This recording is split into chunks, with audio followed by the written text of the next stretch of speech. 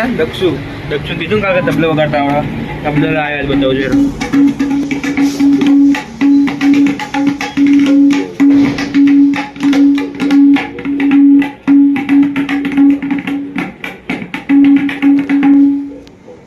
आवड़ा मस्त आवड़ा खाली भाई मजा आया